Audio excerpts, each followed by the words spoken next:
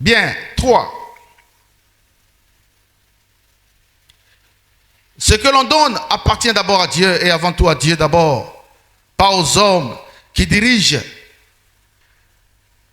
Ce que l'on donne à Dieu, on donne d'abord à Dieu lui-même.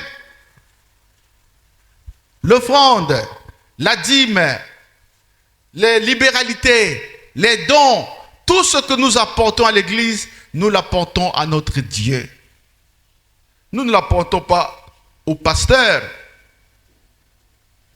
Même si le pasteur peut en bénéficier, il en a droit d'une façon ou d'une autre. Ça dépend de chaque église, chaque fondement. Chacun a un fondement sur les offrandes, les dîmes, les finances. Nous ne jugeons personne.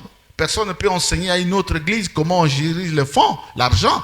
Mais il y a des fondamentaux. Ce que l'on donne à l'église, on donne à Dieu d'abord et avant tout à Dieu.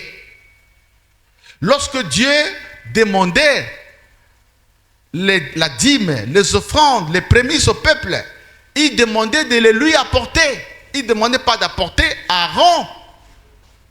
Aaron et ses enfants avaient droit de manger. C'est vrai. Mais en deuxième position, puisque Dieu ne mange pas les offrandes, Dieu n'est pas un être physique pour utiliser l'argent, aller dans un supermarché acheter.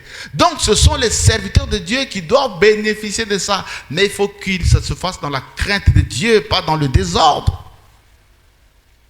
Il y a des gens qui donnent l'impression que c'était comme une affaire commerciale.